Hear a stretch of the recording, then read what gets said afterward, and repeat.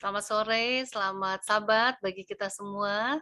Salam sehat dan senang sekali kita boleh bertemu kembali dalam acara Anda Bertanya, Dokter Menjawab program dari Rumah Sakit Advent Bandung.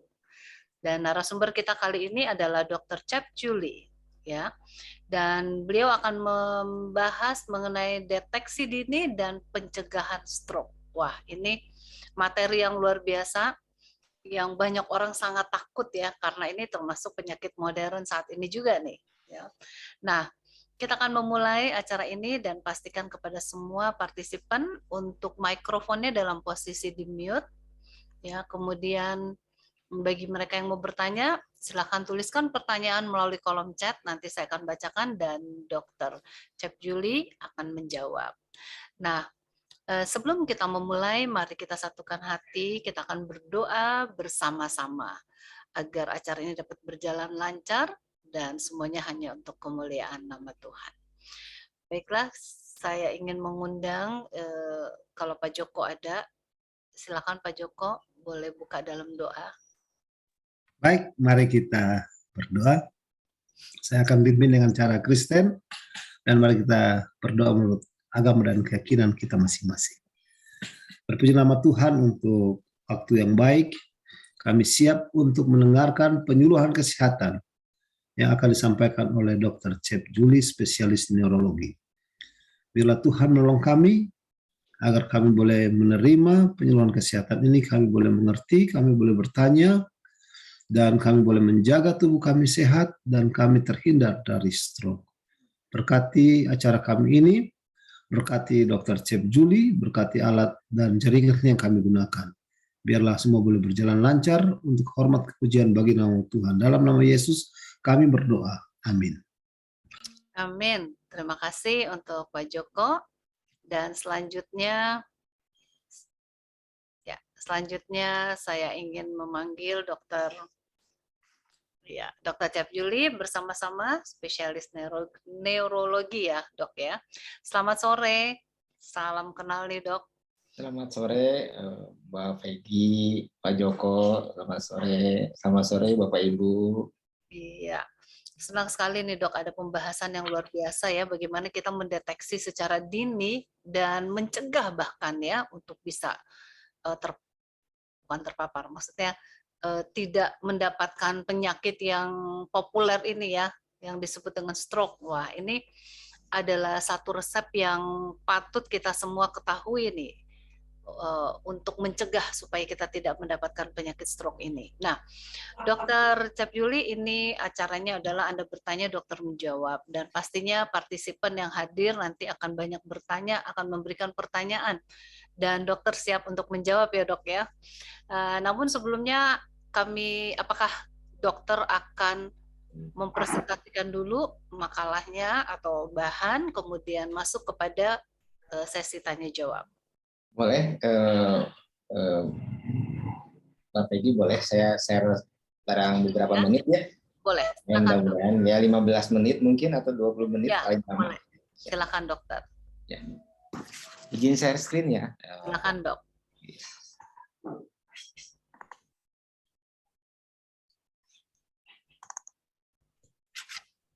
Sudah terlihat ya?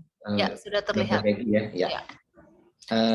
Mungkin saya sapa dulu ya. Terima kasih sekali lagi buat Dr. Peggy, Pak Joko, dan rekan-rekan saya di Rumah Sakit Advent.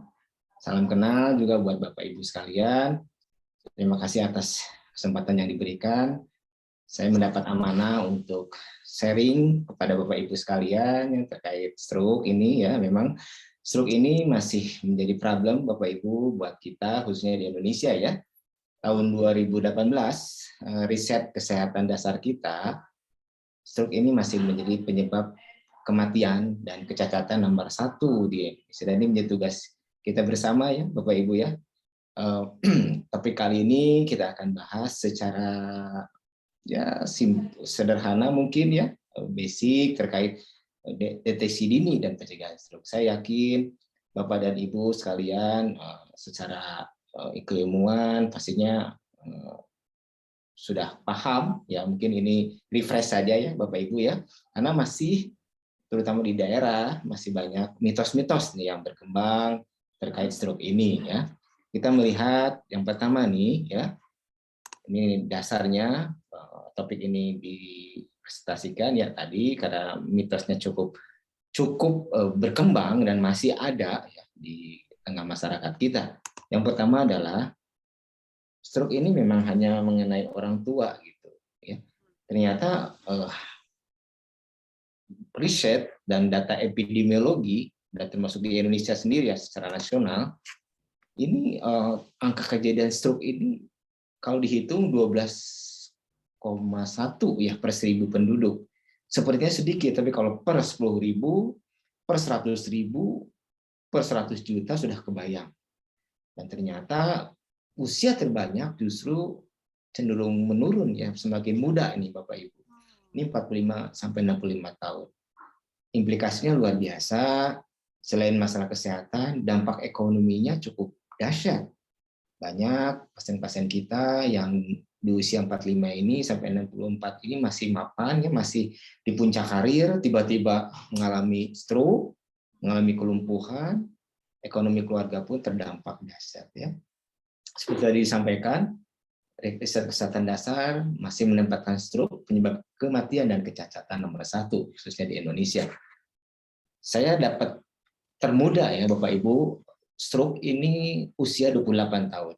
Memang ada faktor dari riwayat hipertensi ya, ada faktor risiko hipertensi pada pasien ini. Jadi apakah stroke hanya mengenai orang tua? Ternyata itu mitos. Trennya di negara berkembang cenderung semakin muda ya. Berikutnya terkait gejala stroke Bapak Ibu. Apakah gejala stroke itu sulit dikenali? Ya, kita lihat ya Bapak Ibu ya. Definisi stroke ini masih mengacu dari Organisasi Kesehatan Dunia WHO ya. Ini bisa vokal Bapak Ibu atau global. Nah, maksudnya vokal itu memang pasiennya tetap sadar, ibaratnya sadar atau hanya keluhan terlokalisir ya. Kalau global umumnya nggak sadar, bisa ada di kepala, muntah ya, kejang ya, dan ini bersifat mendadak. Ya, dengan gejalanya lebih dari 24 jam ya, atau meninggal. Nah, semata-mata karena gangguan pembuluh darah di otak. Jadi maksudnya begini Bapak Ibu. Misal ya Bapak Ibu ada pasien jam 7 pagi, sehat walafiat ya, tapi punya riwayat darah tinggi. Tiba-tiba saat mencuci mobil mendadak. Nah, apapun keluhannya tiba-tiba mau yang jelas global misalnya ada muntah, nyeri kepala, kejang atau nggak sadar, atau tiba-tiba baal sebelah anggota gerak, tiba-tiba bicara rero, apapun itu selama itu memang mendadak, itu definisi stroke masuk. Oh. Gitu, dokter. Ya selama nanti dalam 24 jam itu ada perbaikan 100%, itu menjadi stroke menjadi serangan iskemik, serangan penyumbatan yang bersifat sementara. Tetapi kita nggak menunggu 24 jam ya.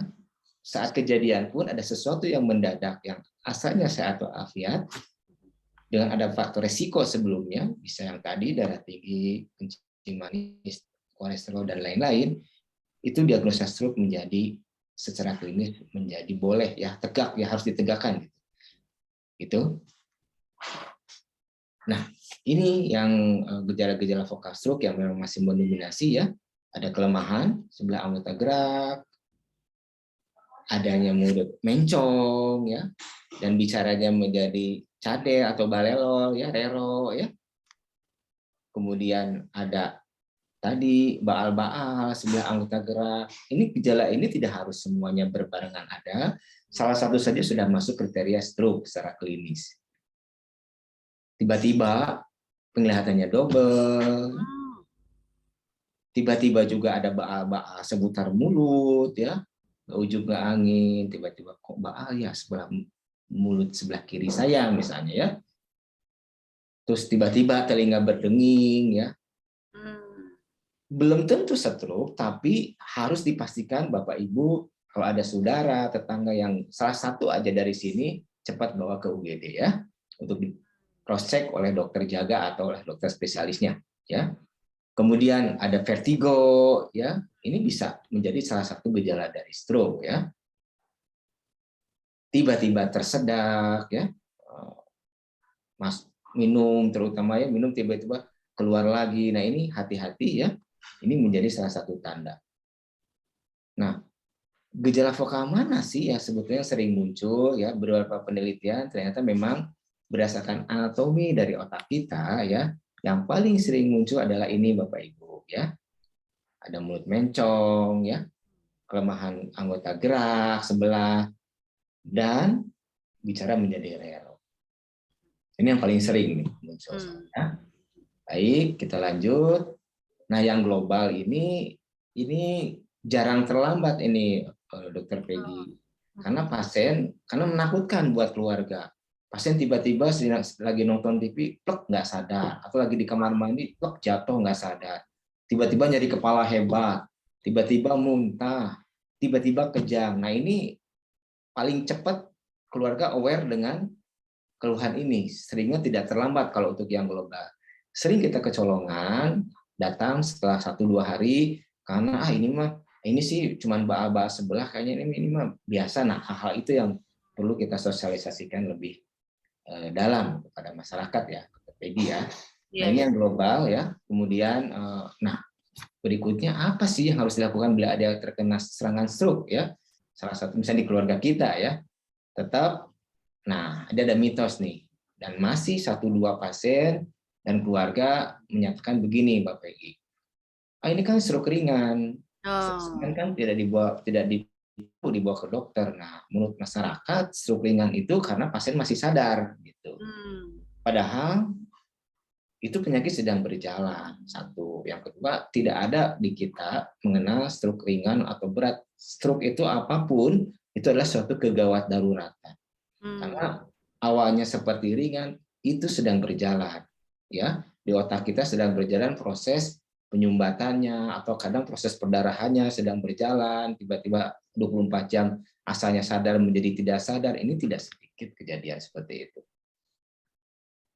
Nah, ini yang ada itu adalah tipe stroke itu bukan yang ringan dan berat, tetapi apakah itu penyumbatan atau perdarahan. Sampai sekarang memang yang penyumbatan masih mendominasi, ya, Mbak Peggy, ya, sekitar 85%, ya. Sisanya perdarahan. Oke, lanjut. Nah, kalau kita menemukan saudara atau tetangga atau keluarga kita mengalami gejala atau tanda ke arah stroke, Bapak Ibu tidak usah panik, ya, pasti baringkan, ya.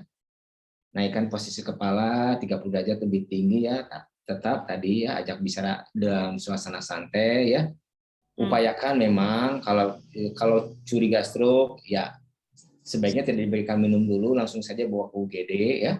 Takutnya ada saraf yang menelannya yang kena sehingga tersedak. Nah, nggak sedikit pasien saat kejadian minum masuk ke paru-paru, jadi aspirasi namanya, ya, infeksi nanti paru-parunya. Ini lumayan menjadi tantangan waktu perawatan, memperlama perawatan. Kalaupun harus terpaksa sedikit saja dengan menggunakan sendok teh, jangan menggunakan sedotan. Karena apa? Karena kecepatan untuk meluncurnya air ke dalam kerongkongan itu tidak terkontrol, ya.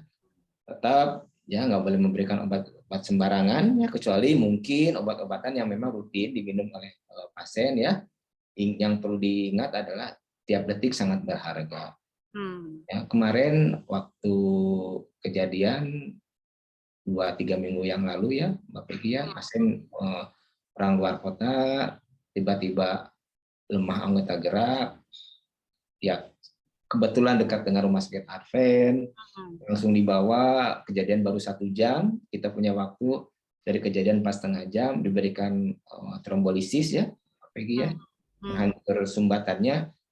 24 jam kemudian kekuatan motoriknya asalnya 0, ya, menjadi 4, ya, membaik, ya.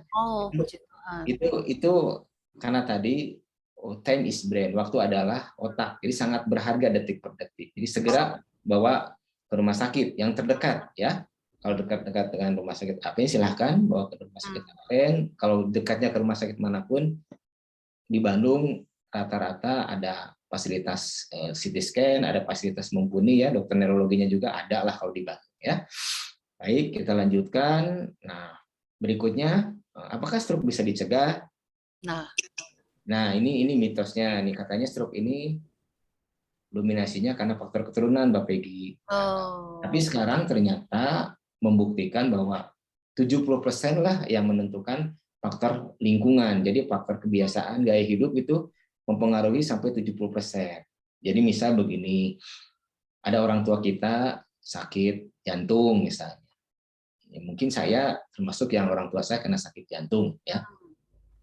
Tapi si yang punya orang tua sakit jantung ini atau darah tinggi, dia jaga gaya hidupnya, pola makannya dan lain-lain ya, kontrol rutin. Ada juga yang tidak punya keturunan, artinya orang tuanya tidak ada darah tinggi, tidak ada stroke, serampangan. Ini ada kasus, ada cerita, ada seorang karyawan ya, masih muda, usia 30, ditempatkan dinas di daerah Cirebon dan atasnya itu kota mana ya Mbak Peggy? Daerah utara tuh bukan Majalengka ya, pokoknya daerah-daerah Cirebon ke atas itu kan panas ya. Saya nggak bilang Cirebonnya nih ya ceritanya, tapi teman saya ini waktu usia 30 tahun, beliau merasa orang tua saya sehat, tidak ada riwayat kencing manis, tidak ada riwayat stroke, dia sendiri masih muda gitu. Karena memang panas, dia orang Bandung asli, senangnya minum es teh manis, Mbak. Mbak kira-kira minumnya itu sehari 7 gelas. Waduh. 7 botol, karena seger kan. Seger banget kan, kalau panas begitu kan. Nggak sampai setahun, pingsan waktu itu. Dicek gulanya 800. Wow. Nah maksudnya, usia 30, tanpa riwayat kencing manis, orang tua dikatakan kata beliau juga sehat, gaya hidupnya seperti tadi, kena gitu. Jadi intinya, sekarang paradigmanya, kalaupun kita ya nggak usah berkecil hati kalau misalnya orang tua kita ada riwayat stroke ya atau darah tinggi, kita bisa cegah dan kita jaga gitu. Dan ada penelitian dua-duanya kontrol, satu tidak, yang mengalami stroke dan cuci darah ini yang memang tidak teratur kontrolnya gitu, Peggy ya. Jadi ini mitos, stroke dapat dicegah bisa gitu ya. Kemudian faktor keturunan ya bisa banget. Nah faktor keturunan, saya bilang kalau keturunan seolah-olah kalau orang tua kita stroke, anak pasti stroke, enggak begitu. Tapi tetap tendensi lebih kuat ada. Hanya itu bisa kita lawan dengan gaya hidup yang baik gitu. Itu jadi kalau keturunan kan terlalu ekstrim ya, Mbak Peggy. Jadi ini mitos ya. Belum tentu orang tua kita stroke, kita akan stroke, belum tentu. Atau sebaliknya, orang tua kita tidak stroke, kita juga tidak stroke, belum tentu juga. Ya. Nah ini faktor risiko stroke masih dominan ini, Mbak Peggy, masih hipertensi nomor 1, kencing manis, jantung, kolesterol, merokok, usia ini masih belum berubah sampai sekarang ya. Klasik ini faktor risiko ini. Nah, pencegahan primer saya pikir Bapak Ibu sudah menjalankan semua, saya yakin ya, dengan mengatur pola makan, istirahat yang cukup, cek rutin kesehatan ya, taat anjuran dokter ya dalam hal diet dan obat gitu ya. Ya kalau makanan ini pasti sudah paham, ini dan mulai sayuran, buah-buahan, ikan ya. Mungkin Bapak Ibu sudah menjalankan ini semua. Kemudian kurangi garam udah pasti ya, karena sudah terbukti garam ini khususnya untuk penderita hipertensi mesti diatur dengan ketat ya. Ya lemak-lemak ya, jenuh, gorengan, cracker, mentega itu harus betul-betul dijaga ya. Upayakan nutrisi suplemen ini bukan dari makanan, dari suplemen ya, tapi dari makanan yang real food gitu ya. Gula, saya pikir gula udah saatnya kita hindari. Oke. Nah ini udah pasti ya, apalagi di Rumah Sakit Advent selalu pendekatannya religius ya, Mbak Peggy ya. Ya, selalu berdoa, selalu berpikir positif. Saya suka ya. Amin. Lingkungannya di Rumah Sakit Advent saya suka ya, perawat-perawat ramah, dan nggak perawat aja, rasanya dari mulai atas sampai bawah itu luar biasa. Itu Amin. ternyata salah satu faktor yang penting ya untuk mencegah stroke. Terapi juga ya, Dok? Betul, betul. Nah, ini yang perlu dicatat, ini ya Mbak Peggy, banyak yang lupa. Ini tidur ini nggak mau memang salah satu kunci ya Mbak Peggy ya. Jadi yuk kita mulai memang terutama malam ya. Jadi selama kita dari pagi bangun sampai malam itu kita kan beraktivitas, ada toksin ya, ada radikal-radikal bebas yang beracun gitu ya. Ya. Dan itu memang harus dibersihkan Mbak Peggy. Oh. Dan itu dibersihkannya kalau kita tidur gitu. Dan tidurnya itu upayakan sih jam 10 tuh udah memang harus sudah tidur, karena si pembersihnya itu diproduksi di jam-jam segitu. Makanya nggak sedikit ya yang anak muda gitu yang tidur jam 4 subuh, jam 3 begadang gitu, banyak yang kena serangan jantung gitu ya, apalagi pada masih muda. Ternyata memang ini tidur ini salah satu alat kita untuk sehat ya. Pencegahan ya. Tensi akan naik nih kalau ini banyak racun neurotransmitter yang jatuh keluar kalau harus dibersihkan ya kalau kita tidur. Kalau stres, berpikir positif, ramah dan lain-lain itu memang sudah diajarkan ya, dan sudah saya lihat sudah dipraktekkan dengan baik ya di Rumah Sakit Advent. Mungkin saya banyak belajar ke teman-teman ya, rekan-rekan di Rumah Sakit Advent ya. Kemudian ya ini Mbak Peggy harus faktor risiko ya, harus pantau teratur ya, target tensi, gula, ini HbA1c yang dilihat ya, kadar LDL ya, olahraga rutin, dan ini memang perlu kebulatan tekad gitu ya. Saya nggak sedikit kami menemukan Januari misalnya 2022 stroke gitu, terus aja hilang, nggak kontrol, tahu-tahu bulan April datang lagi dengan serangan yang kedua gitu. Ternyata memang faktor resikonya tidak terjaga dengan baik gitu. Jadi ini faktor risiko ini memang akan menjadi bom waktu kalau kita tidak jaga gitu, Mbak Peggy ya.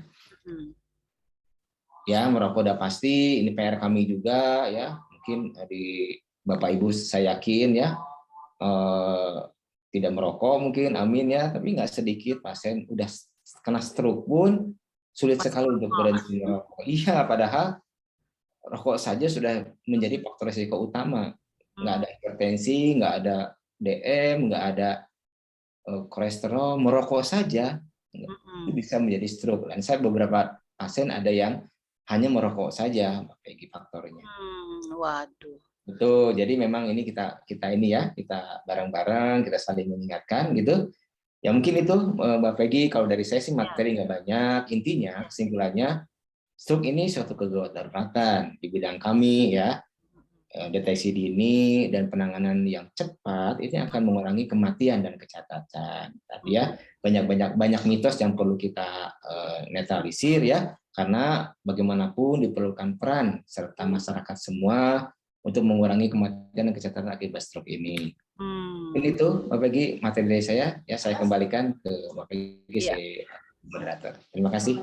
Terima kasih Dr. Cep Juli. Ini sangat padat dan jelas sekali ya materinya ya. Langsung kepada tujuan yang dibutuhkan ya. Jadi pencegahannya, penyebabnya apa, ya kan, kemudian suggestionnya. Jadi luar biasa ini materinya singkat. Nah, banyak pertanyaan juga nih Dok dari saya ya. Enggak. Dan di kolom chat juga sudah banyak pertanyaan yang masuk ya Dok ya. Mereka mau bertanya. Oke, kita mulai dari yang pertama ya, dari keluarga Johannes Wirawan. Nah, ini ada di kolom chat nih, Dok. Bagaimana cara penanganan stroke pendarahan, dan setelah operasi beliaunya kayaknya nggak sadar responnya atau loadingnya lambat. Bagaimana seperti ini? Ya, jadi ini sudah mengalami tindakan operasi ya, Dokter Peggy ya. Ya. Jadi memang Dokter Peggy, gejala stroke itu ini tergantung dua hal ya. Dua hal itu apa? Yang satu adalah besarnya perdarahan atau penyumbatan yang terjadi dan lokasinya. Itu kecil tapi di pusat otak kecil itu kan pusat napas, pusat jantung, banyak pasien yang tidak tertolong juga gitu. Atau agak sedikit besar tapi di bagian depannya memang ruangnya lebih bisa menahan, itu pasiennya survive, bertahan. Nah, balik lagi Pak, berarti gejala stroke itu ya kalau sampai dioperasi kemungkinan memang besar ya Mbak Peggy ya, itunya ya, perdarahannya. Jadi ada proses yang diperlukan oleh otak kita untuk pulih, namanya neuroplastisitas. Balik lagi, semakin besar volumenya semakin butuh waktu untuk pemulihannya. Itu satu. Yang kedua, memang salah satu sel di kita yang kalau sudah mati dia tidak balik lagi gitu ya, itu ada sel saraf. Contoh, kalau rambut kan kalau dipotong dia tumbuh ya. Bayangkan kalau rambut dipotong nggak tumbuh, nggak akan ada tuh tukang cukur ya. Betul. Ya itu, atau tulang kita kalaupun patah dipen, nyambung, tumbuh lagi. Kulit, luka, tumbuh. Nah, kalau sel saraf tidak, Mbak Peggy. Nah, tetapi Tuhan kasih cadangannya banyak, bermiliar-miliar sel saraf itu. Ya, jadi kerusakan sel saraf tadi yang sudah mati tadi akan dikompensasi oleh sel saraf yang sehat di sekitarnya untuk menggantikan fungsi sel saraf yang rusak tadi. Dan itulah yang namanya neuroplastisitas.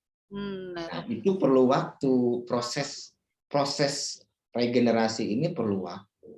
Berapa lama itu, Dok? Ya balik lagi, tergantung.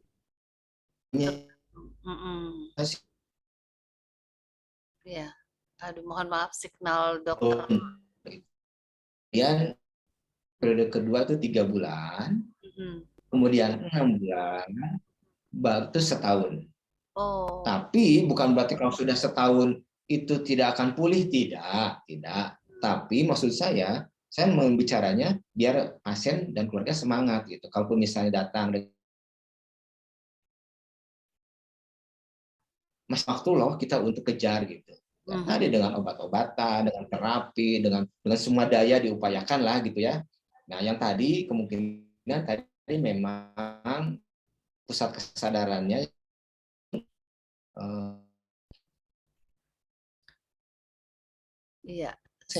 input dari luar itu masih lambat. Itu dengan dulu rangsang ya, diajak dilibatkan dalam suatu komunitas dan lain-lain gitu Pak Peggy. Gitu. Dan memang tidak dipungkiri ya, ini memang adalah sisa. Misal lumpuh sebelah, masih jalannya masih diseret gitu ya, bisa masih rero yang loading masih sedikit lama, apa-apa. Memang sekuelnya bukan nggak apa-apa itu kita menjadi nyerah, enggak sih. Harapan untuk pulih masih ada. Dan nanti Bapak boleh lihat ada penyintas stroke yang kena stroke perdarahan, itu ada rekornya di YouTube ya, dan menjadi narasumber juga di kami waktu itu. Pernah jalan kaki ya dari Bandung ya, jalan kaki sampai ke luar kota gitu, naik sepeda dan lain-lain, itu sudah normal lagi. Dan saya selalu memberikan insight, memberikan semangat ke semua penderita stroke ya. Jadi itu dengan ikhtiar dan waktu itu paling tidak diminimalisirkan. Itu mungkin. Iya, terima kasih Dok. Walaupun mungkin entah di saya atau di dokter nih signalnya tadi agak hilang-hilang. Oh iya, Baik, terima kasih dokter. perlu waktu sih Dokter Peggy, Betul. ya, pemulihan stroke itu ya. Tapi tetap ada harapan untuk bisa pulih ya dok ya. Betul. Ya, baik. Semoga menjawab pertanyaan tadi dan selanjutnya saya bacakan pertanyaan dari Ibu Rebecca Mulyana Sentosa. Dokter Cap Juli, apakah rasa urat pegal-pegal pada leher dapat mengakibatkan gejala stroke? Posisi angka kolesterol, gula darah, asam urat, tensi normal. Wah, ini bagus kalau semuanya normal. Ya, ya sampai sekarang stroke itu karena faktor resiko ya Mbak Peggy ya. Iya. Semakin multiple, semakin banyak faktor resiko yang ada itu semakin rentan ya. Jadi hipertensi saja dibanding hipertensi dengan BM dengan dislipidem itu akan lebih rentan yang banyak. Gitu. Ya pegal-pegal itu harus dicari apakah memang otot ataukah memang rematik gitu ya, Mbak Peggy ya. Tapi kalau pegal-pegal saja bisa dipastikan itu bukan faktor risiko untuk stroke. Ya. Jadi ya, gitu Mbak Peggy ya. Jadi tetap diperiksa ya kemungkinannya apa. Aja ya. Betul check up aja. Oke, check up aja. Baik, ini ada pertanyaan direct message kepada saya dari saudara Oscar Runturambi. Apakah benar ada manfaat menukan alat yang disebut dokter laser? Alat dokter laser ya maksudnya. Pernah dengar dok? Apa ya? Mungkin lebih detail dokter Peggy, maksudnya ke arah seperti apa ya dokter laser itu seperti apa? Karena di neurologi di bidang kami belum rutin ya dan kita tidak mengerjakan itu. Oke, kita lewatkan ya. Semoga menjawab ya. Selanjutnya dari Bapak Gunawan Cahyadi, izin tanya dok, apa beda ruang lingkup tugas dan wewenang antara dokter spesialis dengan dengan dokter spesialis neurologi pada praktek medis hariannya? Ada contoh kasus realnya kah? Wah, ini SPS dengan neurologi ya? Neurologi. Oh sama, Mbak Peggy sama. Jadi sebelumnya semua neurologi itu adalah gelarnya itu hanya gelar saja, spesialis saraf. Oh iya, spesialis. Terus ada perubahan dari ada perubahan istilah sama aja sih. Jadi SPN nomenklatur saja. SPN itu neurologi itu saraf juga sih sebetulnya, cuma bahasa kedokteran ya. Sama nggak ada. Sama ya. Pertanyaan tambahannya, berapa jam golden period untuk kasus stroke sebenarnya? 3 jam atau bisa lebih? Kalau untuk yang penyumbatan ya, ini 4,5 jam. Ya lebih di bawah itu akan lebih baik ya. Jadi kalau 4,5 jam dari onset masih bisa kita lakukan trombolisis tadi yang lewat infus, lewat vena ya. Tapi kalau kita mau melisiskan bekuan penyumbatannya lewat arteri itu masih boleh 6 jam. Oh. Ya, nanti kalau 6 jam memang nanti invasif itu Mbak Peggy. Nah, itu nanti neurointervensi yang ambil. Kalau di Advent ada nanti Bapak Ibu, kalau yang intervensi ada sejawat saya Dr. Konrad. Itu 6 jam. Umumnya yang tidak invasif, yang bisa lewat infus saja itu 4,5 jam maksimal. Dari kejadian ya. Baik, terima kasih dok. Wah, bagus juga nih pertanyaannya Pak Gunawan ya. Jadi satu masukan buat kita semua. Terima kasih dokter jawabannya. Pertanyaan selanjutnya dari Ibu Linda Rumanau. Dokter, kalau tensi normal, kolesterol normal, tapi kalau bangun tidur kadang kesemutan, apakah bisa menjadi stroke? Saya tiap hari jalan kaki 1 jam, makanan juga vegetarian. Oke. Ya kesemutan ini mesti dilihat ya Mbak Peggy. Apakah memang ya kesemutan ini karena gula misalnya gitu. Gula juga bisa kesemutan ya? Justru gula itu salah satu tandanya adalah dia kesemutan ya. Oke. Selain haus, lemas, ya, gatal-gatal, ya, tapi kesemutan itu menjadi penanda gitu. Hmm. Jadi justru itu peringatan. Ini dari mana kesemutannya harus Hmm. dicari, ya. Nah, nanti bukan kesemutannya sebagai pencetus stroke-nya, tapi gulanya misalnya gitu. Kesemutan pun banyak faktor lah, Pak Peggy, ya. Kadang kalau kesemutannya di kaki, ternyata ada saraf kejepit misalnya di pinggang gitu. Jadi yang jelas kan kalau saraf kejepit bukan faktor risiko untuk stroke gitu. Jadi betul-betul ini sudah saatnya untuk dilihat gitu ya, Mbak Peggy, dicek nanti refleks pemeriksaan neurologinya seperti apa, penunjangnya seperti apa gitu. Oke, jadi harus periksa ke rumah sakit ya, di check up ya Ibu Ke Lina. poliklinik aja, di check up aja. Apakah ini memang sirkulasinya yang tidak lancar saja ataukah ada hal-hal lain gitu, Pak Peggy? Kalau saya juga tidur malam-malam tuh kalau nggak bisa tidur tiba-tiba jarinya tuh kayak kesemutan tinggal digini-giniin. Nah, Nah itu itu. bisa jadi ada saraf kejepit di sini kan, Bapak Gi, Oh. yang terowongan karpa. Ini saya pun sama kan, ini penyakit gitu kan sering pada orang yang sering ngetik ya, Iya iya iya. atau nulis lama ya, atau kalau ibu nyambel begini ya, atau apapun yang angkat berat, ini malam sering itu bukan penanda sesuatu yang berbahaya sebetulnya, tapi ada entrapment di situ gitu. Jadi memang kesemutan ini bisa kemana-mana gitu, Mbak Peggy. Ya, tapi sebaiknya sih periksa ya. Ya dicek aja. Cek aja ya. Oke, terima kasih dok. Ya. Ini dari Bapak Teddy Suryatmaja. Sore dokter, saya pernah dengar bahwa kalau seseorang suka tergigit lidahnya, itu menunjukkan adanya gejala stroke. Apakah benar? Enggak ya, Peggy ya. Enggak. Kalau lidah tergigit itu enggak spesifik, terus terang nih. Karena menerangkan secara anatomi juga itu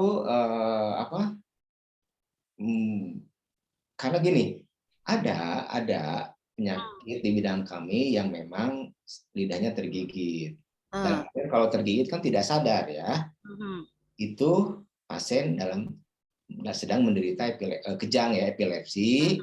Nah, waktu kejangnya itu selain dia kelojotan, nggak sadar, lidahnya kegigit. Nah, gitu. Tapi kalau dalam keadaan sadar, terus lidahnya kegigit, ini gimana? Saya rasa ini pertanyaannya dalam keadaan Itu bukan hal yang spesifik ya, Mbak Peggy ya.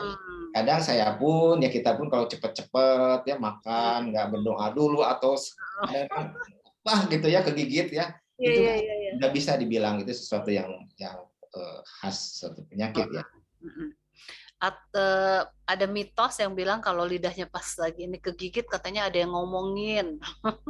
Ya, kalau saya sih di kami ya, Mbak Peggy ya, nggak tahu kalau Bapak Ibu sekalian ya, kalau di suku Sunda gitu ya, kalau telinga berdenging, ada yang ngomongin itu. Bapak Ibu mungkin apa ya mitosnya ya, kalau telinga berdenging itu ada yang ngomongin gitu. Kalau kedutan yang kanan dapat rezeki, yang kiri itu bukan mitos ya, gitu ya. Iya. Enggak spesifik ya, Mbak Peggy. Tapi hati-hati kalau misalnya mendadak ada suatu yang tiba-tiba tadi berdenging, tapi memang ada darah tinggi, ya kita harus cek itu apakah suatu penyumbatan di situ gitu. Iya, oke, Pak Teddy. Jadi itu bukannya gejala stroke ya? Bukan Pak, Mbak Peggy, bukan ya. Baik, selanjutnya ini dari Pak Agus. Tekanan darah 150, apakah sudah masuk kategori hipertensi, tapi tidak mengalami pusing atau sakit kepala? Apa yang harus dilakukan dokter? Jadi Mbak Peggy, kriteria hipertensi kita masih mengacu Joint National Committee 8. Jadi ini suatu konsensus kesepakatan seluruh dunia. Ini udah yang edisi 8 lah gitu kan. Tetap hipertensi itu adalah ya dengan batasnya itu sistoliknya 140, diastoliknya 90. Jadi targetnya memang kita di bawah itu ya, di bawah 140 sistolik dan di bawah 90 untuk diastoliknya yang bawahnya gitu. Untuk penderita kencing manis memang sedikit lebih rendah 130 ke 80. Di atas itu berarti 140 ke atas ya, dan 90 ke atas itu udah masuk kriteria darah tinggi. Ada yang stage 1 ya. Stage 1 itu 159 sistoliknya.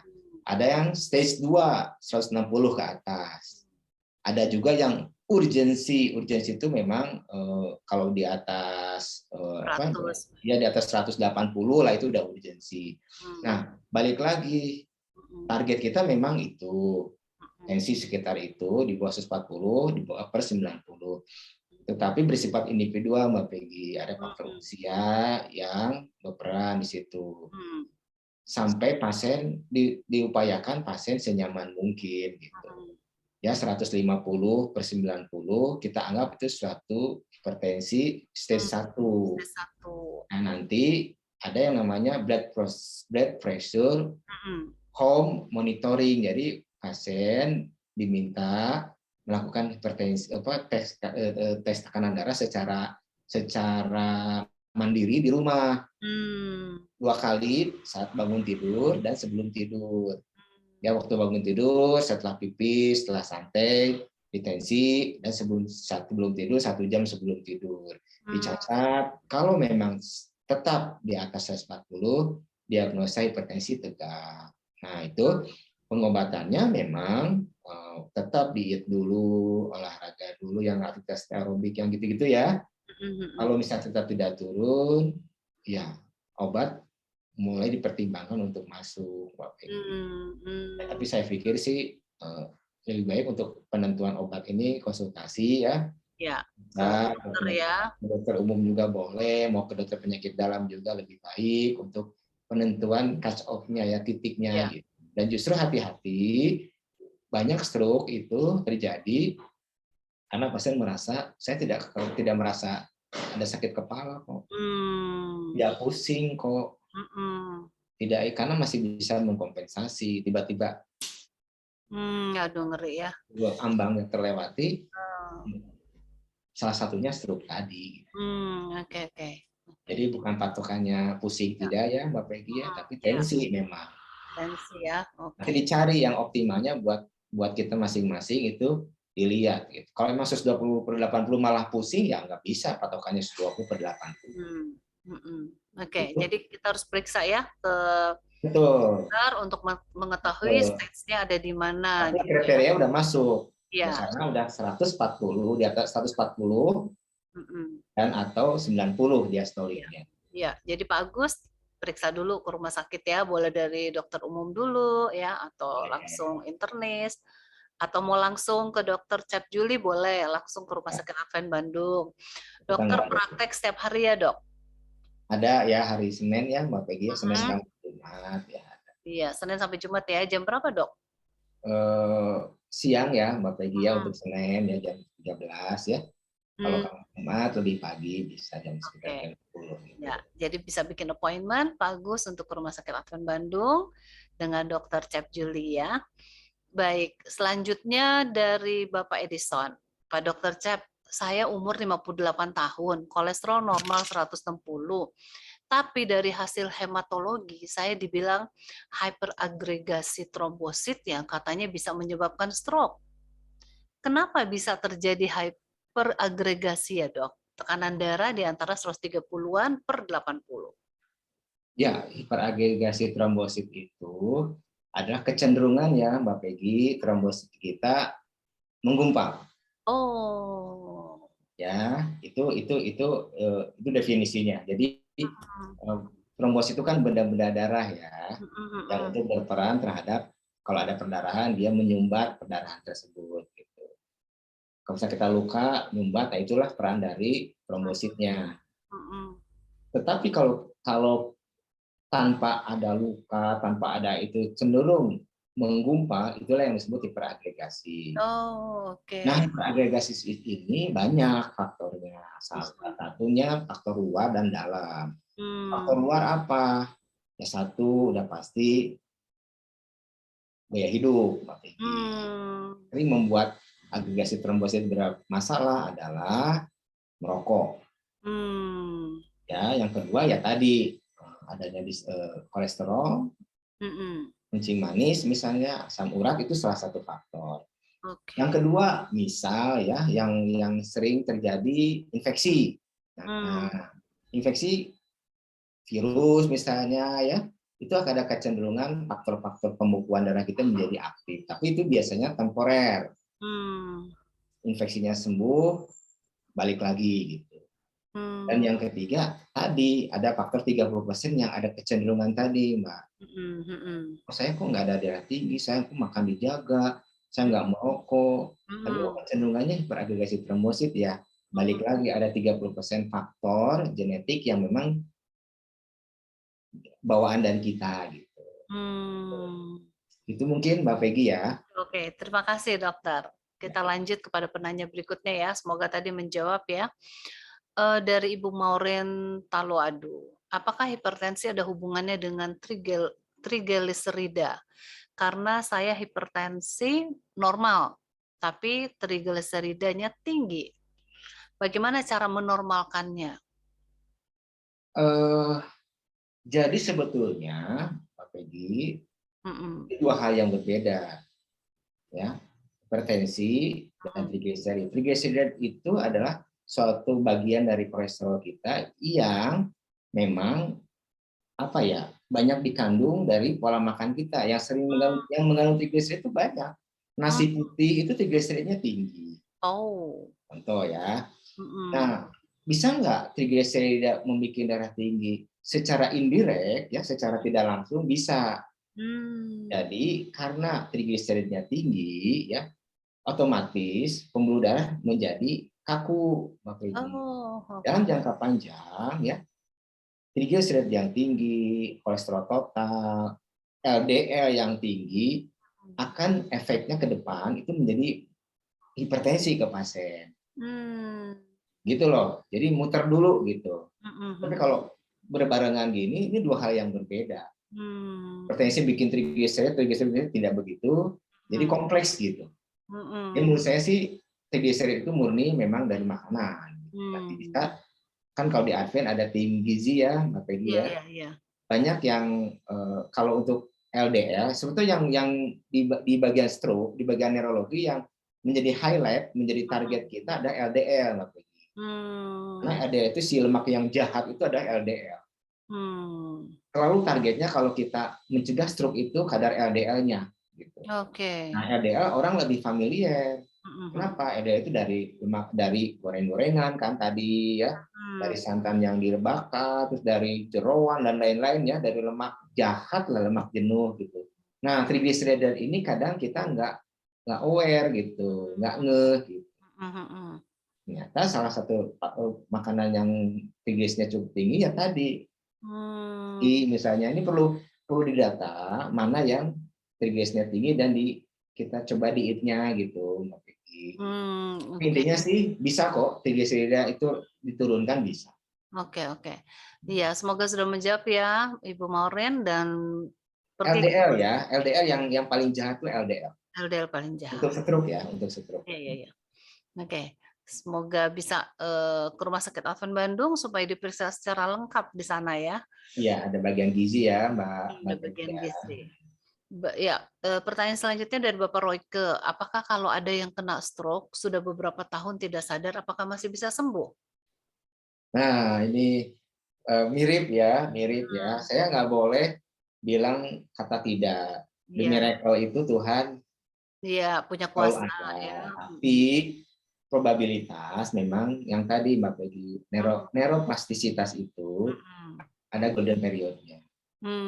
Ada periode emasnya. Jadi betul-betul maksimalkan di 1 bulan, kemudian periode kedua berikutnya 3 bulan, 6 bulan kemudian 1 tahun.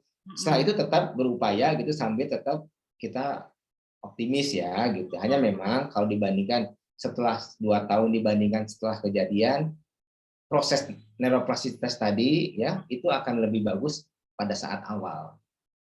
Gitu. Saya nggak boleh bilang, oh nggak akan sembuh, nggak boleh. Iya, itu di tangan Tuhan semua ya. Yang penting dari kedokteran, dari rumah sakit melakukan yang terbaik ya dok ya. Ya. Ada beberapa kejadian banyak lah Mbak Peggy.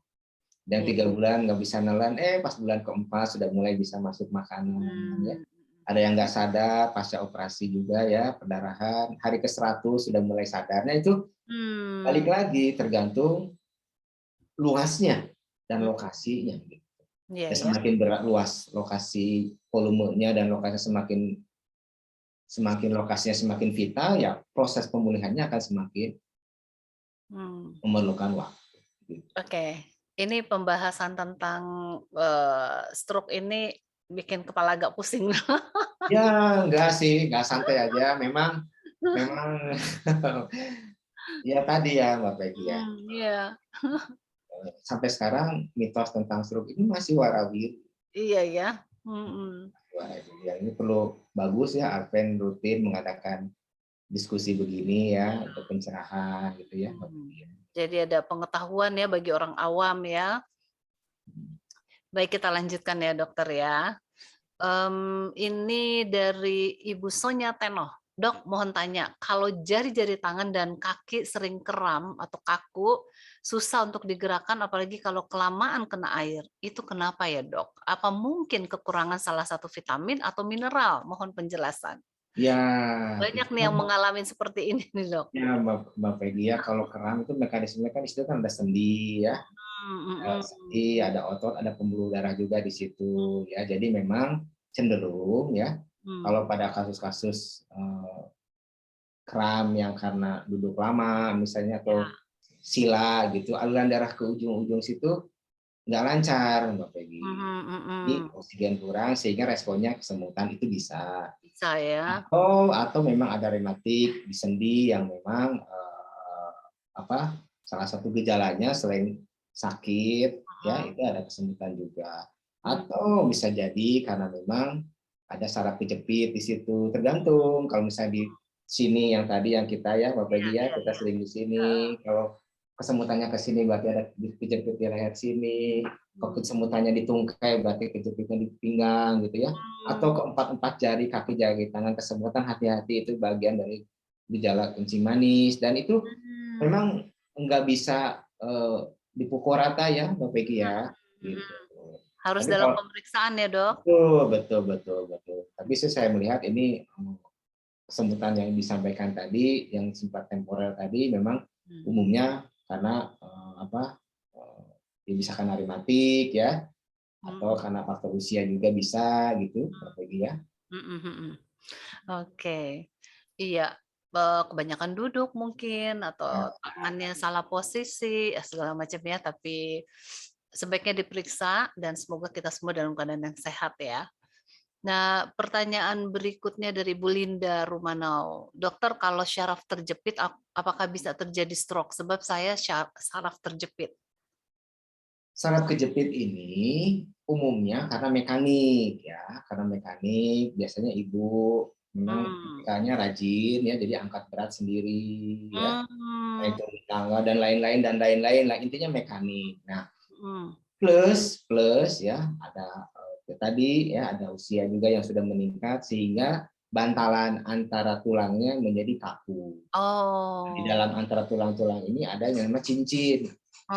Ini anulus ini memang kenyalannya seiring usia akan menjadi enggak terlalu kenyal, dan itu akan menjepit ke sarafnya gitu. Dan itu sama sekali tidak mempengaruhi kejadian stroke saraf kejepit. Ya, pasien memang tidak nyaman. Berbahaya enggak? Tidak berbahaya sih, tapi memang tidak nyaman. Nyaman ya. Iya, kesemutan, baa gitu kan. Nggak nyaman ya. Nggak nyaman gitu. Baik, terima kasih Dok ya. Dan itu sudah menjawab ya Bu Linda ya. Nah, kembali kepada N. Nainggolan, entah Bapak atau Ibu, apakah bisa di stop konsumsi obat hipertensi? Ada yang mengatakan kalau sudah memulai mengkonsumsi obat hipertensi harus dikonsumsi setiap hari seumur hidup. Apabila di stop, apa efeknya? Apa efek sampingan dari obat hipertensi? Gimana tuh Dok? Jadi apakah boleh kalau hipertensi dikonsumsi obat itu apa boleh di stop, dan kalau di stop efeknya apa, dan kalau dikonsumsi terus efek samping dari obat tersebut apa? Ya, jadi secara teori, Mm-mm. Pak Fegi ya, Mm-mm. terapi hipertensi itu ada 3 faktor. Mm. 1, modifikasi gaya hidup ya dengan diet ya. Mm. 2, dengan olahraga rutin ya. Terus tadi ya, tidur Mm. dijaga, pola makan, nggak stres ya. Baru obat. Teorinya begitu. Mm. Kalau memang dengan 2 faktor tadi, gaya hidup tadi turun, Mm-mm. ada ruang untuk tidak minum obat. Mm. Teorinya ada gitu. Tetapi pada akhirnya idealnya yang seperti tadi ya, nggak stres, Mm-mm. makan betul-betul full dijaga, Istirahat cukup. istirahat cukup, jarang. Hmm. Ada satu hal lagi yang nggak bisa kita tahan, Mbak Peggy, adalah usia. Hmm. Secara alami, usia itu akan menyebabkan endotel atau dinding pembuluh darah kita menjadi kaku. Hmm. Oke lah, gaya hidup dan lain kita bisa jaga. Usia kita nggak bisa jaga. Hmm. Kan naik terus. Nah, jadi mau nggak kalau ibu bapak yakin ya dengan gaya hidup dan lain-lain turun, Hmm. monggo. Itu Ya, satu ya. ya. Mm-mm. Tapi paling tidak, kalaupun harus minum obat, 1, dosisnya sedikit, ya kecil.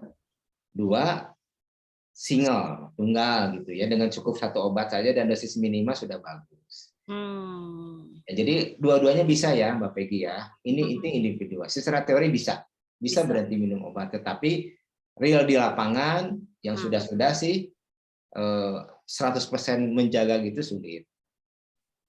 Hmm. Menjaga tadi ya lifestyle dan pola hidup yang sesuai ya. Mm-mm. Dan ada satu faktor juga yang usia yang memang kita nggak bisa lawan. Ya paling tidak, kalaupun harus minum obat jangka panjang dengan dosisnya yang minimal. Nah ini mitos nih Mbak Peggy. Iya. Apa? Banyak yang menjadi miss di sini. Kalau Mm-mm. minum obat darah tinggi jangka panjang, ginjal saya rusak. Oh. Justru obat yang menurunkan tekanan darah, justru tekanan darah yang tinggi lah yang merusak ginjal. Hmm. Yang banyak pasien cuci darah itu nomor 1 itu hipertensi sebagai penyebabnya. Hmm. Selain kencing manis ya. Mm-mm. Obat darah tinggi itu selama sesuai dosis dia tidak akan merusak. Gitu. Oh gitu justru ya. Justru nggak boleh itu adalah tensi yang nggak kejaga. Hmm. Target organ untuk tekanan darah itu selain di otak stroke, di jantung juga serangan jantung loh bisa. Oh. Dan nggak sedikit yang ginjalnya kena gitu. Hmm. Jadi pada akhirnya memang di lapangan pasien meminum obat darah tinggi memang jangka panjang dibilang seumur hidup ya, dengan paling tidak dosisnya yang kecil. Dosis misalnya ya contoh ada yang minum amlodipin ya, barangkali Bapak Ibu udah familiar ya. Familiar itu ya. Nggak 10 mg tapi 5 mg. Sebagai penjagaan saja gitu. Itu udah bagus. Udah bagus ya. Tapi Ya, sebaiknya ke dokter ya, sebaiknya konsultasi pasti. dokter ya. Saya langsung cerita orang tua saya aja ya, Mbak Peggy. Ya orang tua saya punya saudara lah ya gitu ya. Ini ibu saya langsung 30 tahun minum obat darah tinggi loh.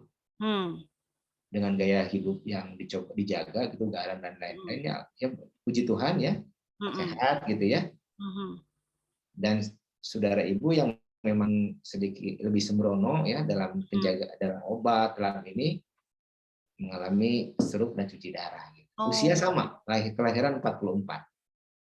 Sama gitu. Sama. Jadi saya nggak melihat secara epidemiologi pun penelitian sahih ya membuktikan itu.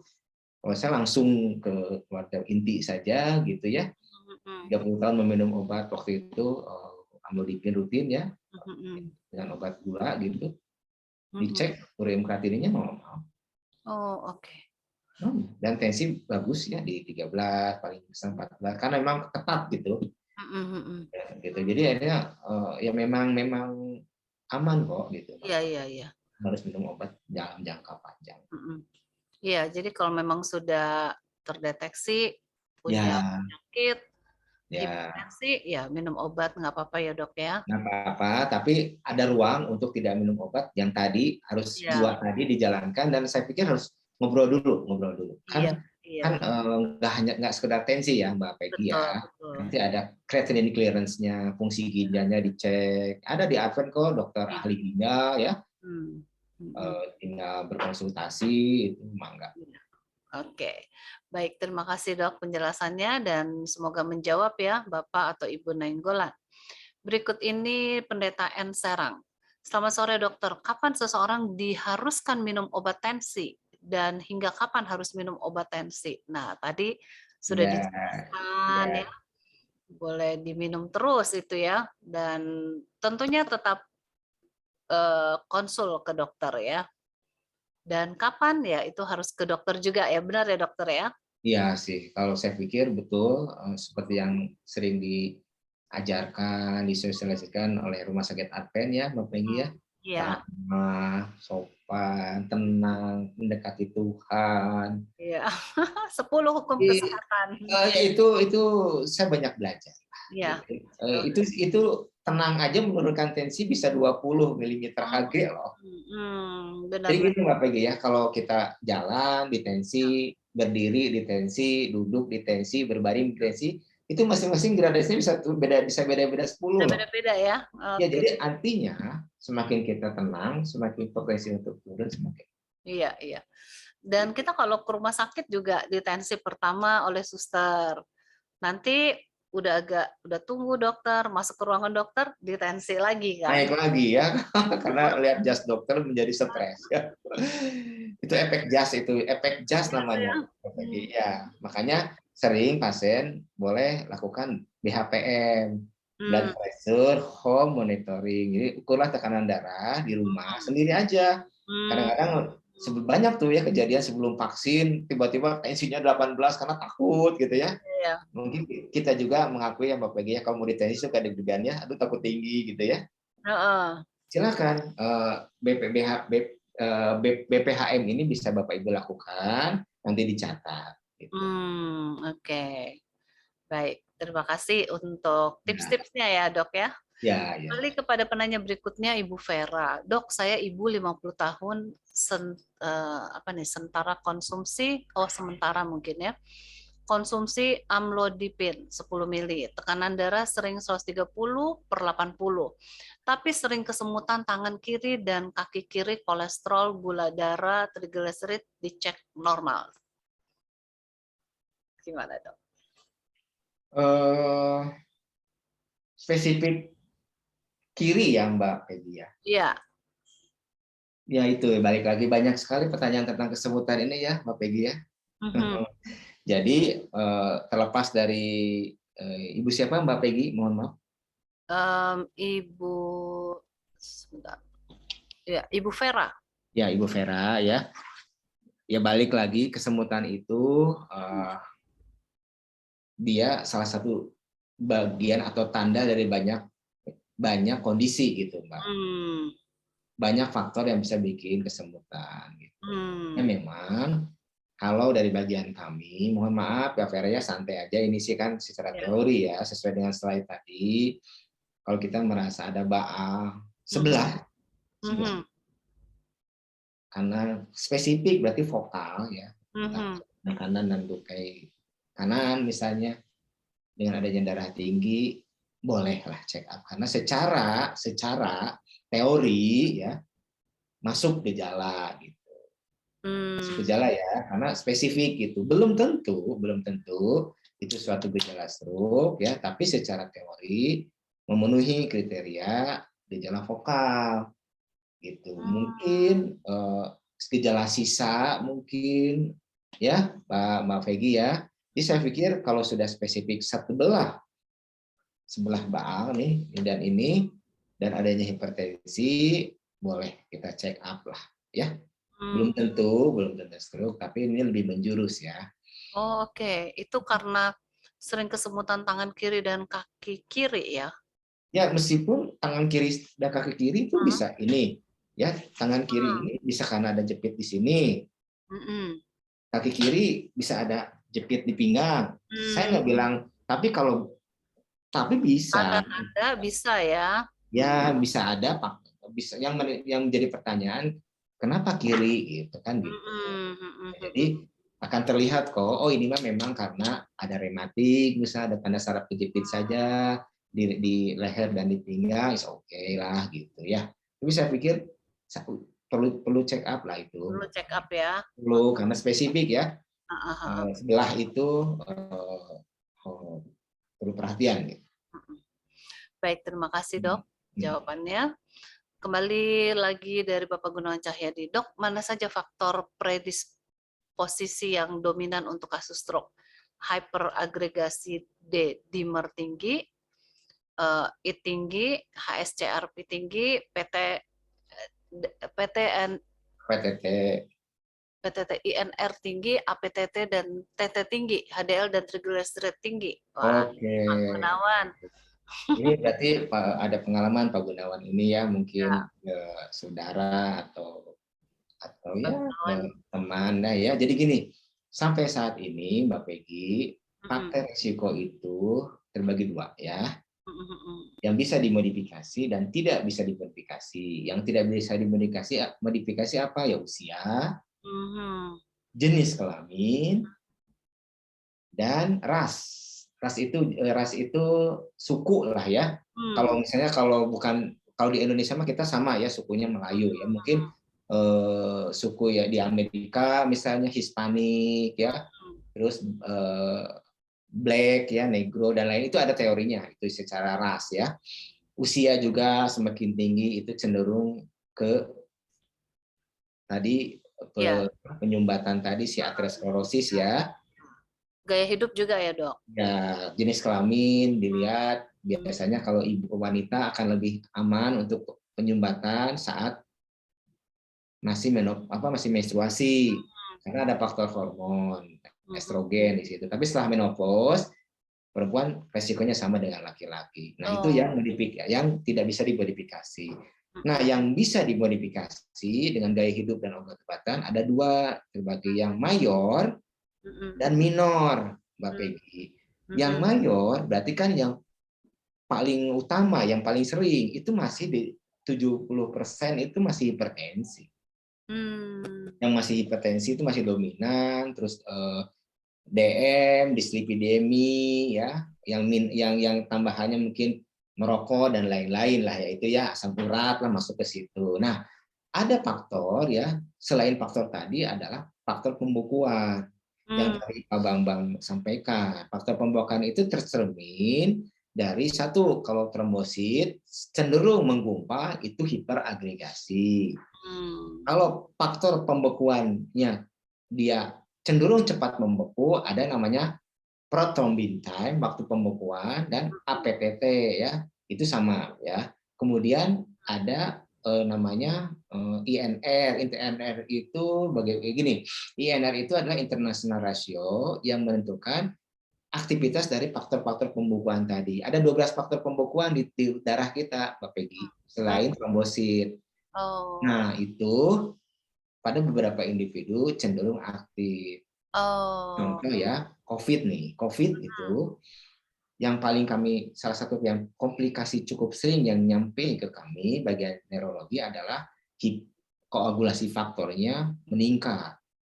D-dimer, INR, PT, APTT ya, itu semua adalah produk dari faktor pembekuan darah kita.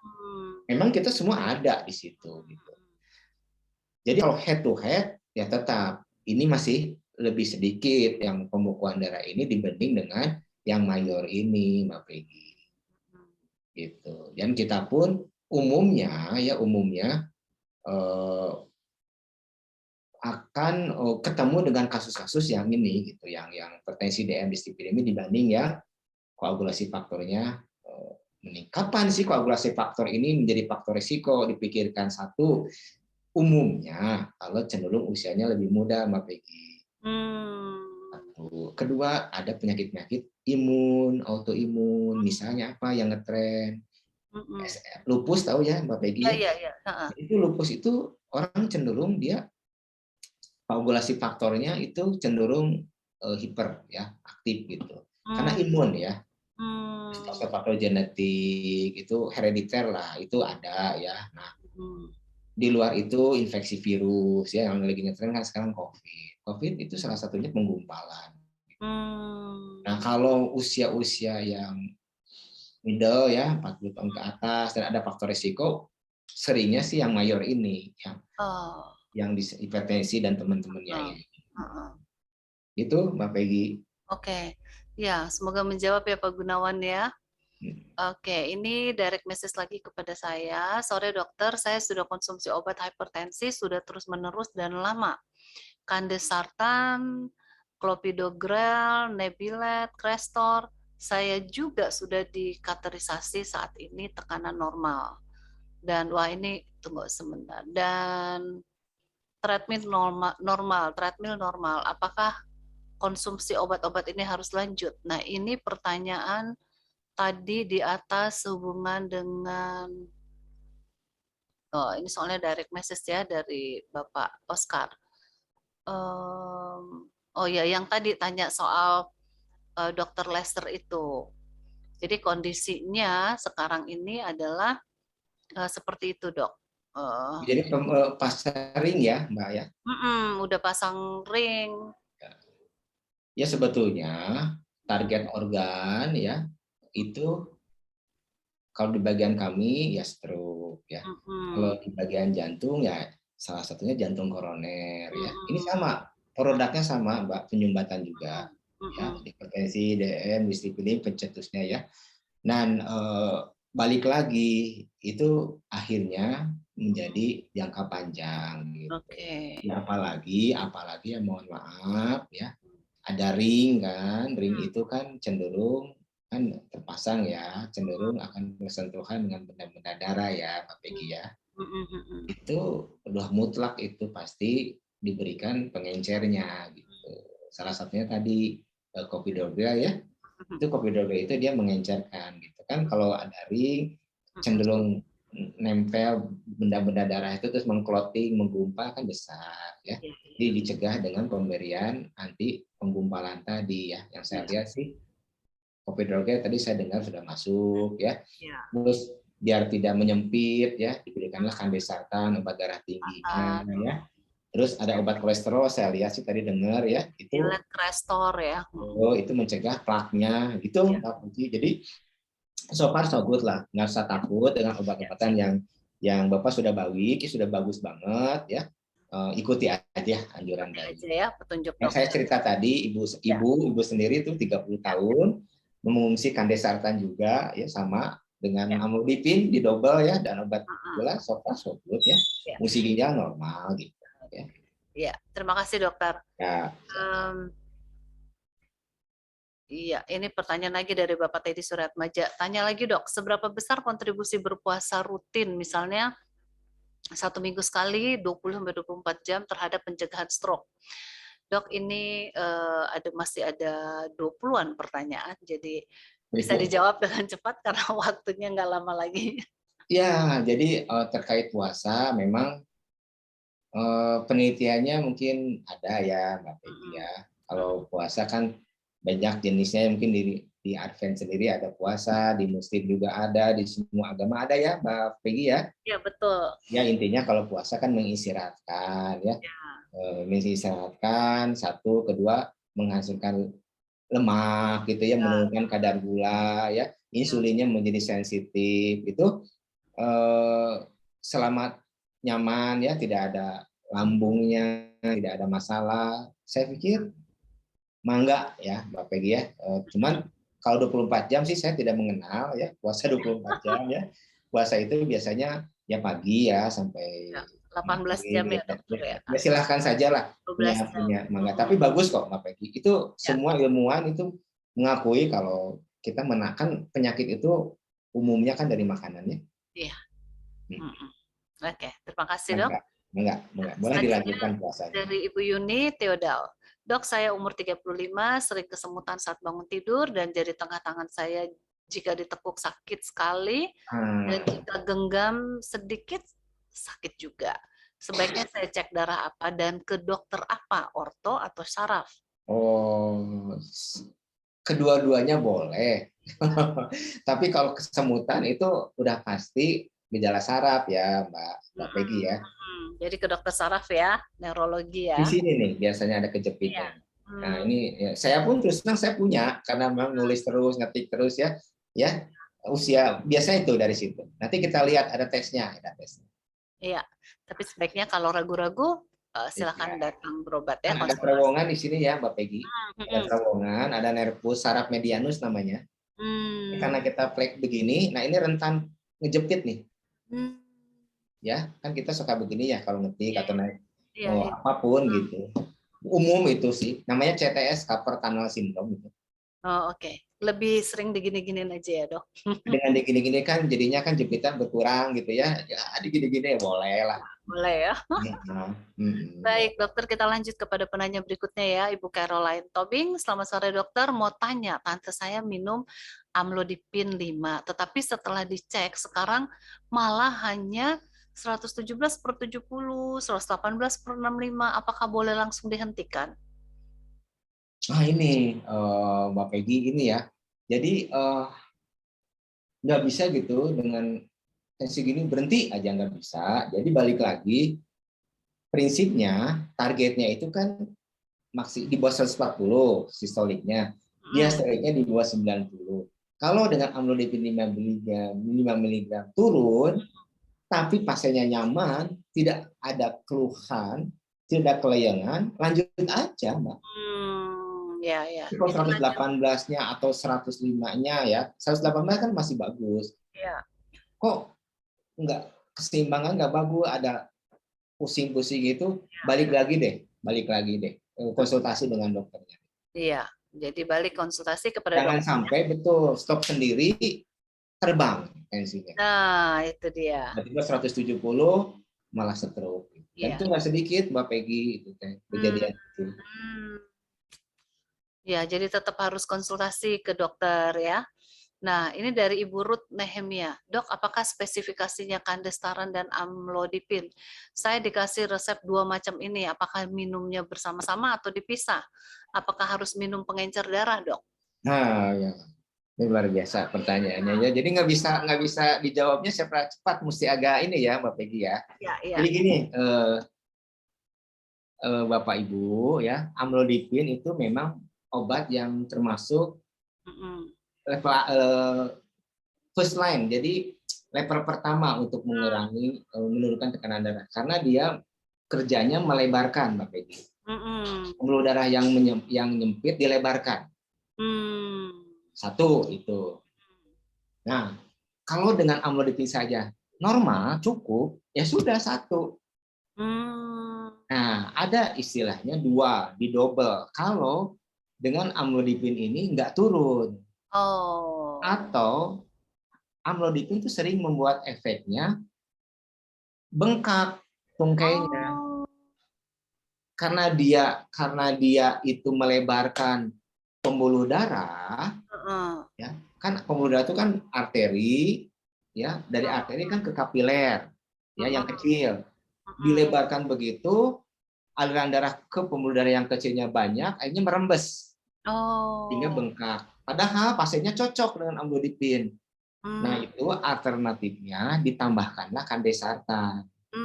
Karena kandesartan dia melebarkan pembuluh darah venanya. Kan kalau pembuluh darah itu kan dari atas itu arteri, terus masuk ke arteriol yang kecil, terus kapiler, baru ke vena kan. Nah, amlodipin dia melebarkan arteri sehingga darah banyak masuk ke pembuluh darah yang kecil tadi, merembes. Jadinya pasien sering mengeluh tungkainya bengkak. Nah, dengan ditambah kandesartan, si venanya dilebarkan. Jadi nggak merembes keluar pembuluh darah, tapi diserap oleh vena gitu. Itu ya, itu mudah-mudahan simpel lah gitu ya. Nah, sehingga terlepas dari itu, karena efeknya yang sinergis itu, kandesartan menjadi partnernya amlodipin gitu, Mbak. Jadi kalau pasien dengan amlodipin saja aman itu maksudnya apa? Tensi turun, tidak ada efek samping bengkak terutama pada tungkai, nggak usah digabung kandesatan. Nah, kapan kandesatan masuk? Oh, ternyata dengan amlodipin yang maksimal 10 mg, tensi nggak turun, nggak tercapai target, masih di atas 140. Boleh kandesatan menjadi tambahan. Nah, karena proses tekanan darah itu 24 jam, baiknya amlodipin itu 12 jam, perbedaannya dengan kandesatan. Misal, amlodipin pagi, kami lebih senangnya kandesatan malam, atau sebaliknya, yang penting jangan di zigzag gitu. Sekarang amlodipin pagi, besoknya kandesatan yang pagi, nggak boleh. Gitu. Jadi rutin ya, kalau pagi-pagi, malam-malam.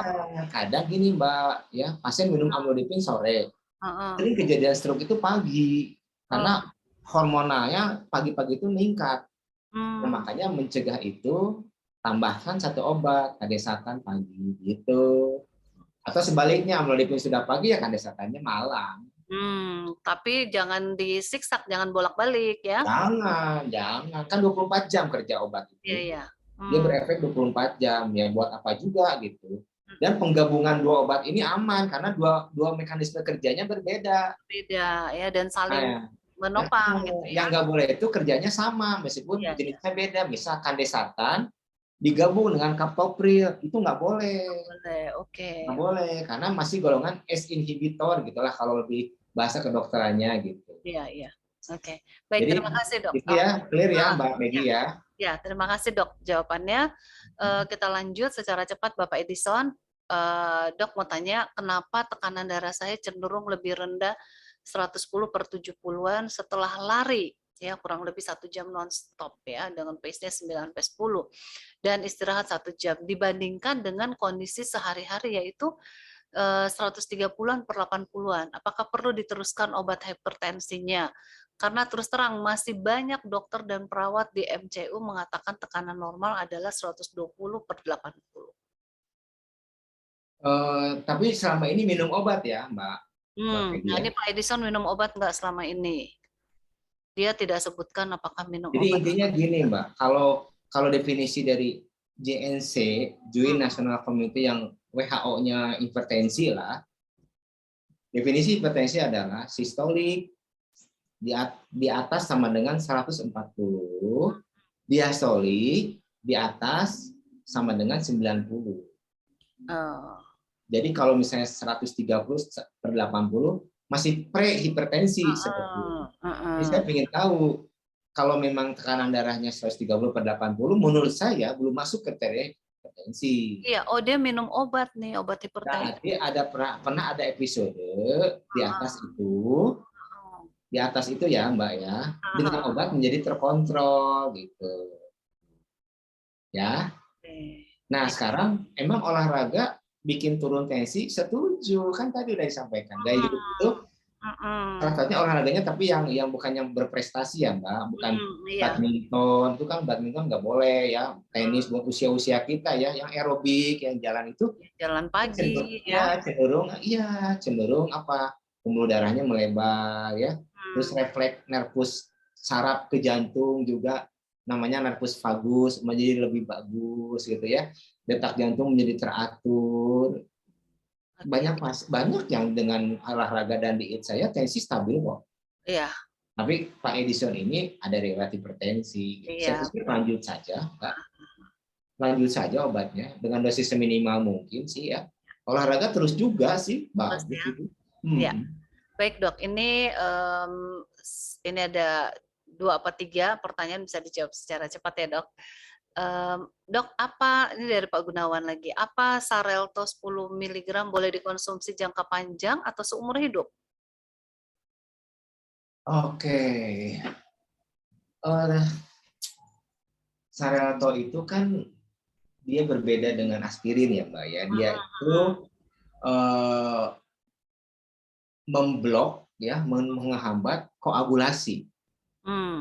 Jadi kalau di bagian kami ya, mungkin Pak Gunawan ya boleh, kalau misalnya memang ada stroke ya, seorang pasien ya, bukan Pak Gunawan nih saya ceritanya, seorang pasien stroke dan penyebabnya adalah karena jantung, bisa karena gangguan irama, gangguan katup, ya, atau penyumbatan, itu indikasi pencegahan untuk stroke berulangnya dengan antikoagulan. Koagulan itu anti yang berkuat faktor koagulasi tadi yang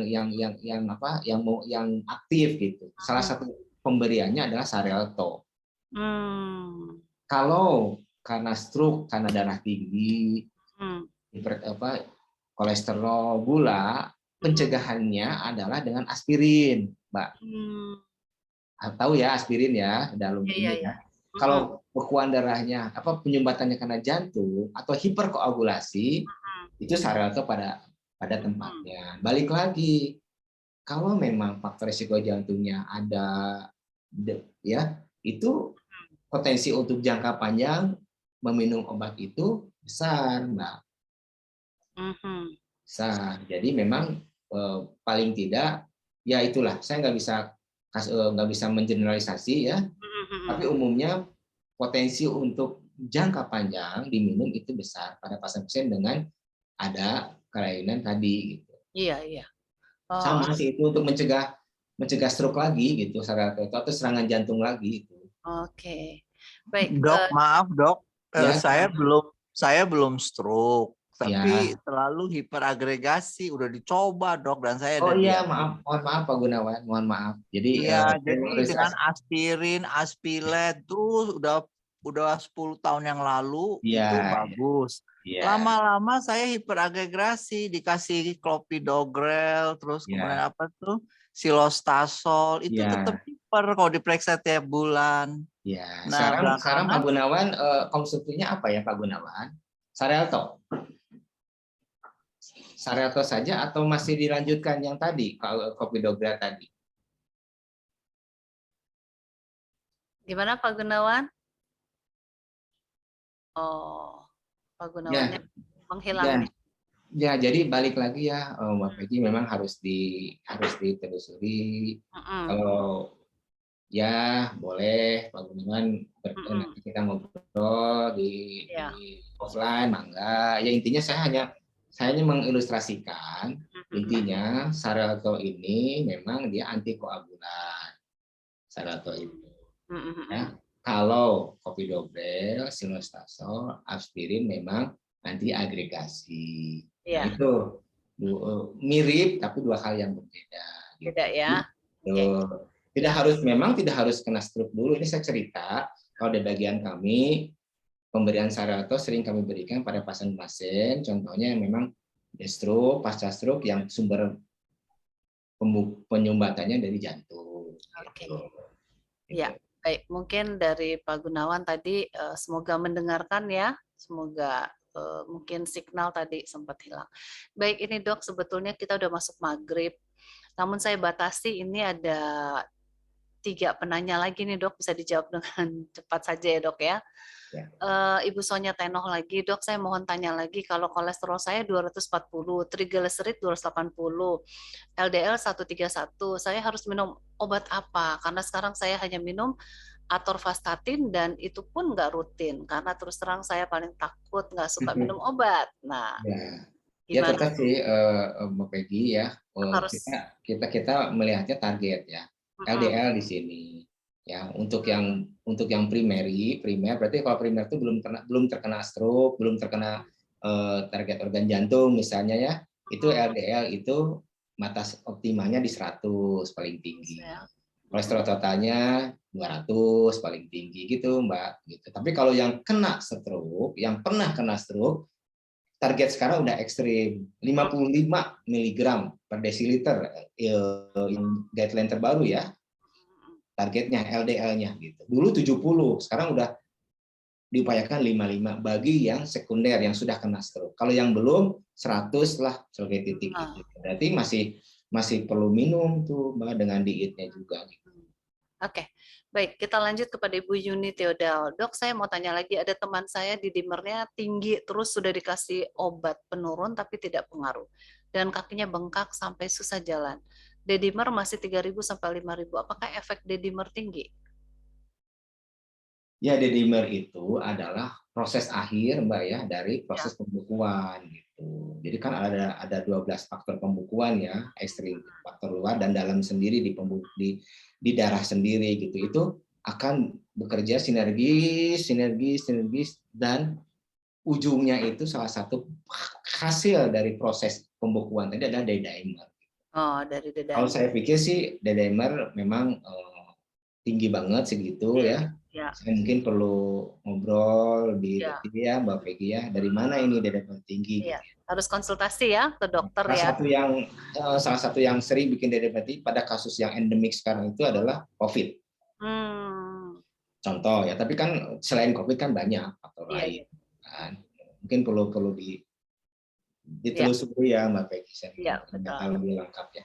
Ya, Ibu Caroline Tobing, ini lanjutan pertanyaan yang tadi ya, bahwa tantenya itu sudah 4 hari tidak minum amlodipin dan masih tetap 118/70, 117/65. Kami takut terusin jangan sampai lebih rendah lagi karena dia merasa sempoyongan karena terlalu rendah. Gimana? Wah, kalau ini harus ke rumah sakit ya, konsultasi. Konsultasi lah, karena memang target memang segitu, di bawah 140, di sistolik, di bawah 90, tapi individual. Dengan catatan, pasien harus nyaman. Betul. Kalau 118 pasien kelayangan ya jangan, berarti rendah. Gitu. Harus konsultasi ya, oke. Saya setuju Bang. Ya. Jadi konsultasi ke Rumah Sakit Advent Bandung, mungkin bisa langsung ke dokter internis, atau kalau mau langsung ke dokter Cap Juli, silahkan dari Senin sampai Jumat ada ya. Baik, terima kasih Dokter Cap Juli, sudah maghrib dan kita akan masuk ke sesi kedua. Luar biasa, ini pertanyaan banyak sekali dan dokter dengan tulus menjawab seluruh pertanyaan. Jadi terima kasih Dok untuk dedikasinya. Terima kasih Bapak Ibu dan ilmunya. Dan dari Rumah Sakit Advent Bandung, Dr. Joyce Tobing, Wakil Direktur Medis, silahkan memberikan kata-kata bahagia untuk Dr. Cap Juli. Baik, Ibu Peggy, Dr. Cap Juli, selamat sore, udah menjelang malam ini. Luar biasa, saya ikuti dari tadi ya, pertanyaan bertubi-tubi, mungkin masih ada yang belum dijawab ya Bu Peggy ya. Saya senang. Ini satu kasus yang menarik. Kalau tidak keberatan, Dr. Cap Juli bisa ada sesi kedua nanti, Bu. Bangga.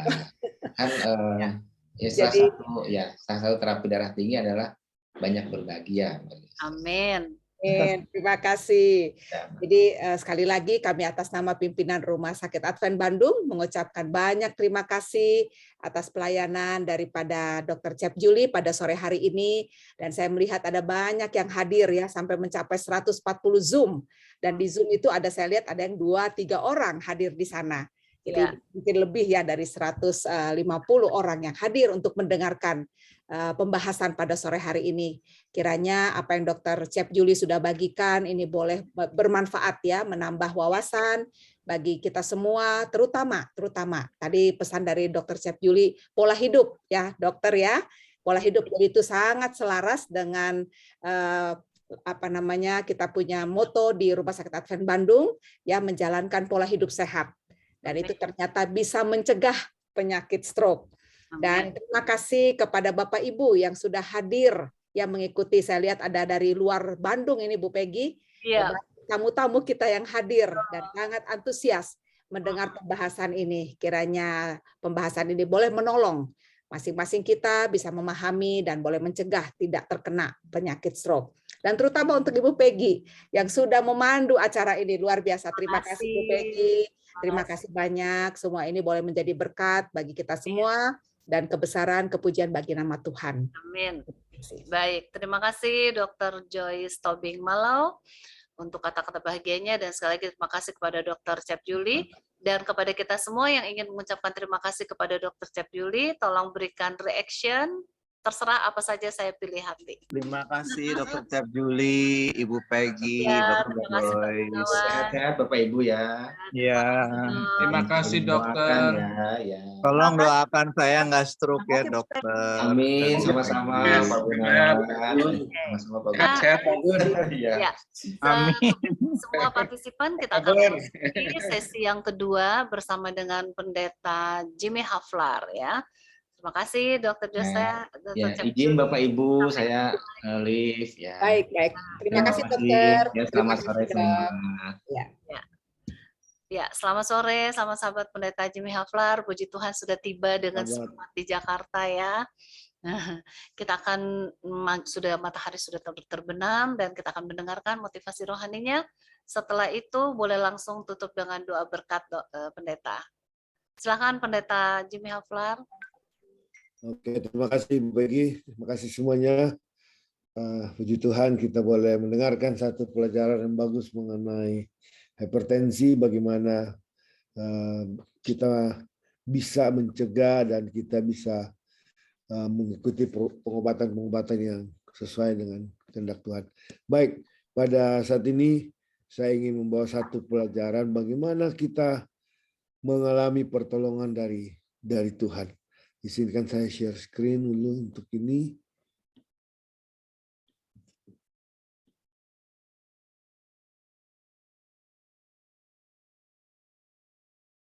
Kelihatan ya Bu Peggy? Ya, kelihatan. Saya geser dulu.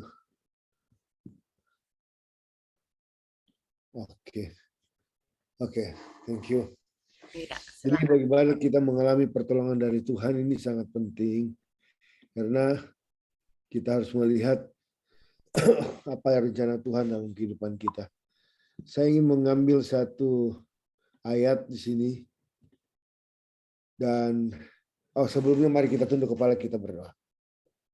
Bapa di surga, kami mau belajar firman-Mu, urapan Roh Kudus-Mu menjadi bagian kami. Terima kasih Tuhan, ampun dosa kami, dalam nama Yesus kami berdoa. Amin. Baik, apakah kita punya masalah? Ini menjadi pertanyaan. Tadi banyak sekali punya masalah tentang hipertensi ya. Pertanyaan-pertanyaan begitu banyak, masih banyak yang belum sempat dijawab. Nah, setiap kita ini setiap kita baik itu anak kecil, siapapun kita, anak remaja, ya, orang-orang tua, para pemuda, ya, pasti memiliki masalah dalam kehidupan. Masalah yang dihadapi saat ini berupa penyakit, konflik dalam hubungan orang lain, masalah pekerjaan, masalah dalam rumah tangga, dan lain-lain. Banyak masalah yang kita hadapi dalam kehidupan kita. Ya, banyak sekali. Nah, saudara, masalah yang terjadi dalam hidup kita biasanya bersumber dari banyak faktor. Salah satu banyak faktor, contohnya faktor-faktor itu adalah orang lain yang membuat kita punya masalah. Ya, bukan kita punya masalah, orang lain. Ataupun faktornya diri sendiri. Kita sendiri membuat masalah. Yang berikut faktor alam. Kita tidak tahu. Tiba-tiba ada gempa, ada banjir, dan sebagainya. Faktor alam. Atau faktor kuman atau virus, sakit penyakit. Nah, atau faktor iblis yang tidak mau tinggal diam. Dia mau menjatuhkan kita. Dan berikut adalah faktor dosa. Inilah faktor yang membuat kita punya masalah di dalam kehidupan kita. Dan ketika kita alami berbagai masalah, tentunya kita akan berupaya bagaimana mencari pertolongan agar kita bisa keluar dari masalah itu. Yeremia 29 ayat 12-13 katakan, dan apabila kamu berseru, datang untuk berdoa kepadaku, maka aku akan mendengarkan kamu. Ini bagian pertama luar biasa. Berseru, datang, berdoa, aku akan dengarkan kamu. Apabila kamu mencari aku, kamu akan menemukan aku. Apabila kamu menanyakan aku dengan segenap hati, maka kita akan menemukan Tuhan. Saudaraku, ini luar biasa. Apabila kita datang kepada Tuhan dengan doa, kita berseru, Tuhan akan mendengarkan kita. Saya ingin kita kembali merenungkan satu peristiwa yang terdapat dalam Injil Lukas ayat 17, Lukas 17 ayat 11 sampai 18. Ini adalah, saya tahu kita mengerti cerita, tapi cerita tentang 10 orang kusta. Ketika Yesus dan murid-muridnya di dalam perjalanan ke Yerusalem, mereka menyusuri perbatasan Samaria dan Galilea, ya. Dan ketika mereka memasuki satu desa, kalau diperhatikan murid-muridnya menjadi gelisah, menjadi seperti gusar mereka. Kenapa? Mengapa mereka begitu gelisah? Karena dari kejauhan mereka melihat rumah-rumah yang sudah reot dan sepi. Nah, sebenarnya mereka sudah tahu, sudah mengerti siapa yang tinggal di rumah-rumah yang reot dan sepi itu. Sementara mereka gelisah di depan rumah itu, mereka sudah ada 10 orang kusta, dan 10 orang kusta itu datang menemui Yesus. Tapi mereka tidak dekat ya, karena ada larangan mendekat. Bayangan saja menjadi apa? Najis. Dari jauh mereka berteriak, tolong kami. Guru, Yesus sembuhkan kami, tolong kami. Nah, saudaraku, Guru, kasihanilah kami, tolong kami, sembuhkan kami. Ini mereka mengatakan masalah mereka. Mereka punya masalah. Mereka katakan, tolong kami. Dan Yesus berkata, pergi. Perlihatkan dirimu kepada imam-imam. Saudara, ini satu hal yang luar biasa. Kenapa? Bagaimana mereka mau pergi perlihatkan diri kepada imam? Sedangkan mereka itu orang kusta tinggal saja di luar. Tidak boleh di dalam kota dengan mereka. Harus tinggal di luar. Dan kalau berjalan harus berteriak. Sekarang pergi, mereka belum sembuh. Perlihatkan diri kepada imam, sesuatu yang sudah sembuh baru pergi kepada imam. Nah, tapi pada saat Yesus katakan pergi perlihatkan dirimu kepada imam, mereka percaya pada Yesus walaupun dalam situasi yang sulit. Walaupun saat itu mereka merasa sesuatu yang mustahil, mereka pergi. Nah, sementara mereka berada di tengah jalan, mereka pun sembuh. Wah, luar biasa. Ya, pada waktu mereka merasakan dalam tubuh mereka, otot-otot mereka kembali sempurna, kulit mereka. Oh, luar biasa. Sementara di tengah jalan. Tapi dari 10 orang, ada yang kembali. Seorang kembali. Sambil dia memuliakan Allah dengan suara nyaring. Pada saat dia bertemu dengan Yesus, dia tersungkur di kaki Yesus. Dia merasakan bagaimana berkat Tuhan. Dia menyembah Tuhan. Dia bersyukur kepada Tuhan. Dia bersyukur, Tuhan. Ya, kalau saya mau katakan bahasa hari, kalau saya tadi dia berteriak kasihanilah kami, sekarang dia akan berteriak mungkin, Tuhan terima kasih kami sudah apa? Sembuh. Nah, saudaraku, jika peristiwa ini kita perhatikan baik-baik, ada sesuatu hal yang Yesus lakukan itu aneh. Kenapa? Yesus tidak menyentuh. Yesus tidak memberkati. Tapi Yesus hanya akan pergi. Perlihatkan dirimu kepada imam. Pergi. Tunjukkan dirimu kepada imam.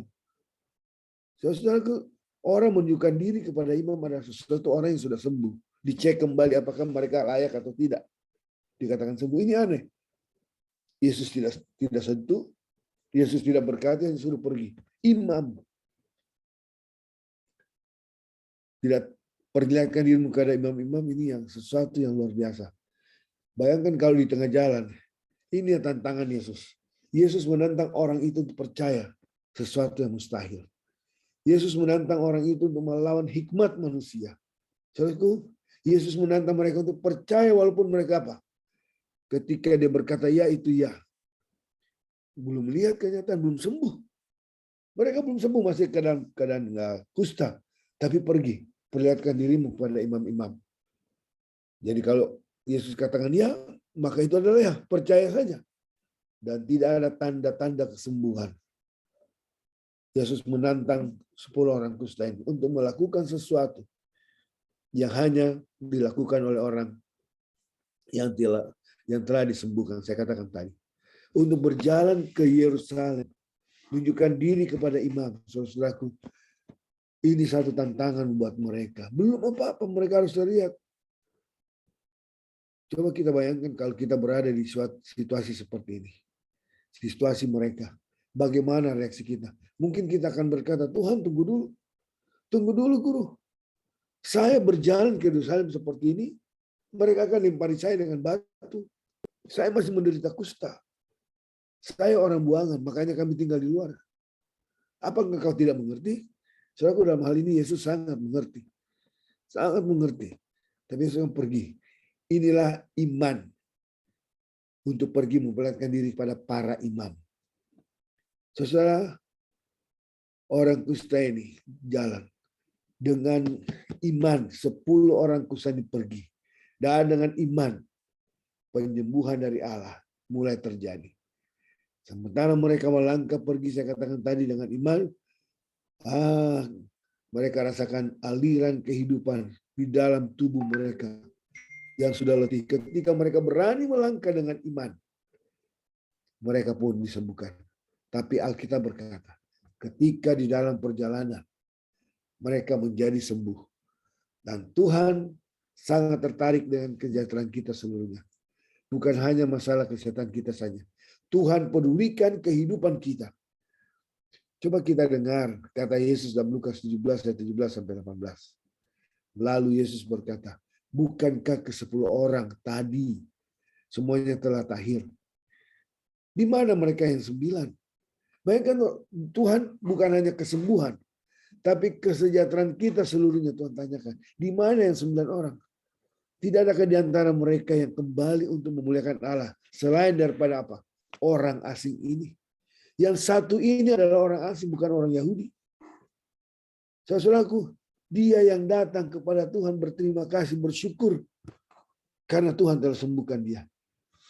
Yesus bukan saja mau memberikan kesembuhan penyakit kita, tapi Yesus mau memberikan hidupnya bagi saudara dan saya, bagi kita semua, menyembuhkan penyakit dosa kita.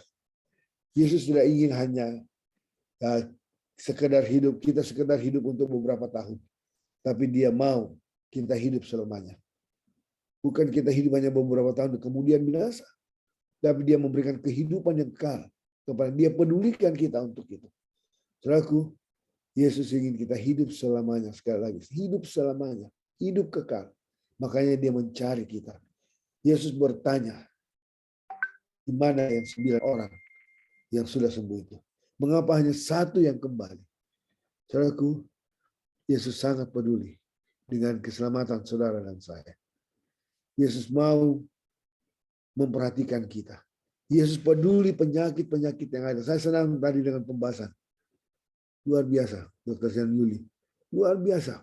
Bagaimana pembahasan ini, Dr. J sampai katakan kalau boleh ada yang berikut. Kenapa? Kita antusias. Tapi Yesus adalah dokter di atas segala dokter. Dialah sumber kesembuhan. Dia mau menolong kita bukan hanya penyakit kita, penyakit fisik, tapi penyakit dosa. 9 orang di mana? Dia sembuh secara fisik.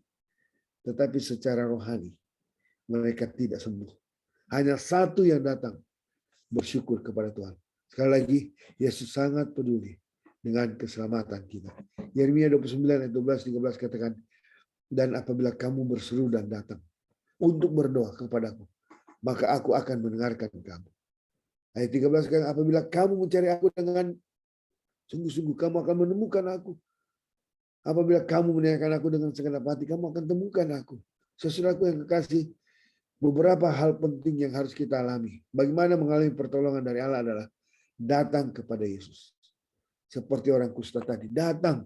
Pada waktu Yesus berjalan memasuki Yerusalem, mereka hadang. Mereka berteriak. Mereka katakan dengan sejujurnya masalahnya. Kita juga harus dengar. Katakan dengan jujur setiap masalah kita. Apa keinginan kita? Orang kusta katakan, kami mau sembuh. Tolong kami. Kemudian dia percaya kepada Yesus sekalipun situasi sulit dan mustahil. Kenapa? Belum sembuh. Pergi perlihatkan dirimu kepada kita. Perlu percaya kepada Tuhan. Sekalipun situasi itu situasi yang sulit, yang mustahil. Tapi kita perlu percaya. Kita harus terima dengan iman apa yang Tuhan katakan. Dan itulah poin keempat. Kita melangkah dengan iman. Kita melangkah dalam iman. Datang kepada Yesus. Sehingga kita boleh mengalami pertolongan dari Tuhan. Saudaraku, 2 ayat yang saya mau sampaikan. Mazmur 46 ayat 2 Tuhan katakan, Allah itu bagi kita adalah tempat perlindungan dan kekuatan. Sebagai penolong dalam kesusahan sangat terbukti. Yesaya 41 ayat 10 katakan, janganlah takut sebab aku menyertai engkau. Janganlah bimbang sebab aku ini Allahmu. Dan aku akan menunggukan bahkan akan menolong engkau. Aku akan memegang engkau dengan tangan kananku yang membawa kemenangan. Dan aku kiranya kita semua dapat mengalami pertolongan dari Allah. Kita dapat mengalami pertolongan bukan hanya kesembuhan fisik, tapi rohani kita, karena Tuhan mau kita semua diselamatkan. Biarlah Tuhan menolong kita sekali lagi, menjadi doa dan harapan saya. Saudaraku, kita perlu berterima kasih bagaimana berkat Tuhan bagi kita. Untuk mengakhiri, saya mengundang kita tunduk kepala dan kita berdoa bersama-sama. Kita berdoa. Bapa di surga, Bapa yang penuh kasih. Terima kasih kesempatan belajar, merenungkan sedikit dari firman Tuhan. Terima kasih karena kami tahu Tuhan mau menolong kami. Bukan hanya kesembuhan fisik, tapi Tuhan menginginkan kesembuhan rohani kami. Tuhan mau kami datang kepada Tuhan dengan sepenuh hati, dengan iman. Saat Tuhan berseru dan berkata, kami akan mengikutinya dan melangkah dengan iman untuk datang kepada Tuhan.